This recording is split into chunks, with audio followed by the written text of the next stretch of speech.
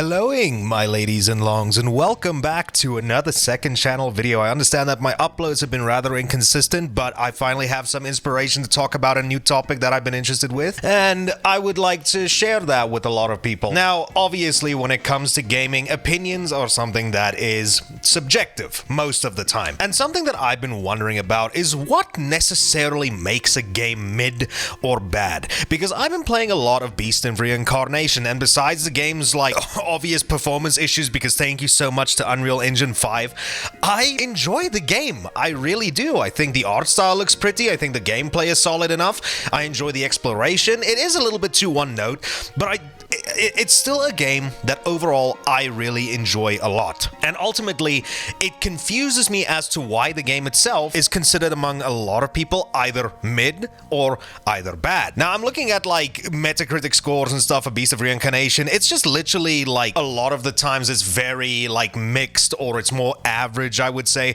See, it's like within the 70s and stuff like that. But when you go online and you see what a lot of people are saying, you'll see most of it is in the mid category. And I would just like to know, why is that the case? Is it an actual objective reason, or is it just because you yourself just didn't receive the type of product that you wanted? I'm not trying to come off as like standoffish. I'm just really trying to understand what people's mindsets are when they go into playing a game like this. And again, this isn't an isolated incident. Another game that I really ended up enjoying quite a lot is the Callisto Protocol. Another game that I feel like is just a little bit too overhated. I wouldn't say like this game is on the same level of polish and like fun as something like Beast of Reincarnation, but I still thought that for what it was, a brand new survival horror game that in itself is a spiritual successor to the Dead Space series, I just thought it was good. I enjoyed my time with it from start to bottom.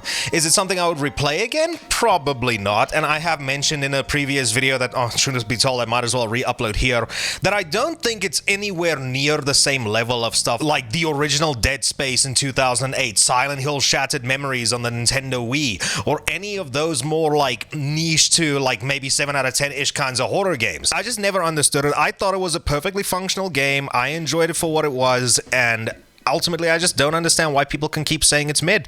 I mean, maybe in a few instances I can understand, but like overall, it just felt like the hate towards this game felt over bloated. But once again, that comes up to the subjective nature of what video game opinions are like, where everybody on the internet would probably say that this is one of the worst games that came out during its respective year. I thought that the hate was over bloated, and I think a lot of people would just like, maybe it was a lot of other factors than just the performance and stuff like that. Maybe it was also because of the price. They feel like it wasn't a justified price or something along those lines, but still, Callisto Protocol is just another situation where I'm just wondering what exactly made this game so mid in and of itself. If we don't compare it to anything else, like in a vacuum, what does this game do to really deserve that negative reputation? Another game that's bothered me quite a lot as to why people keep saying it's bad has got to be Fear 3.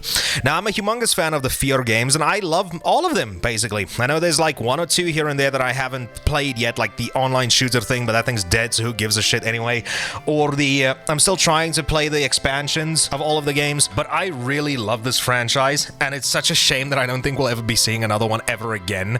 But then you go over to Fear 3, and people are probably gonna go off on a whim and say that this is probably the worst Fear game ever made. And while I agree with that, to a certain extent, it's not a bad game.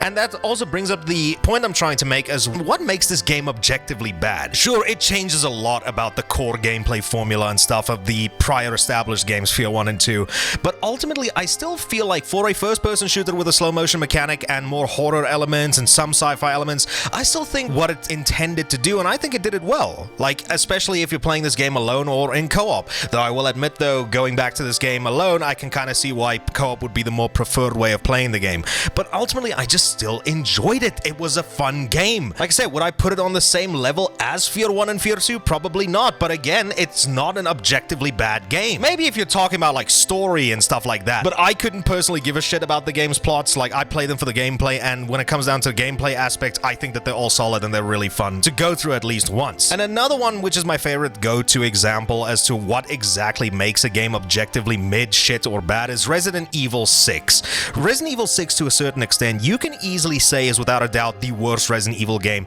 in the mainline series. I mean, I think that's overblowing it, because I mean, you have better examples like, I don't know, Resident Evil Survivor on the PlayStation 1, or Umbrella Corps, or even some of the newer games like Re:Verse and Resistance. But when people keep talking about 6, it just never makes any level of sense to me. Because again, whereas I can think of a couple of objective reasons as to why this game sucks in and of itself, I still think that overall the gameplay is pretty solid. It had a lot of cool ideas that tried to push third-person shooters forward, like the melee attacking, the countering, the diving, and stuff like that I would even guarantee you Metal Gear Solid 5 took some inspiration from. And whilst, yes, it is just a former shell of the series that it shares a name with, there's objectively worse games in the series. You can shit on something like Umbrella Corps as much as you want to, for all I give a shit. But I still think that 6 is definitely just one of the most overhated games of all time. Now, I'm not going to keep going on for too long, but you see, another one of my favorite examples that kind of flips the switch, because a lot of the times when people make these arguments, they're kind of like the major reason why a game like this is bad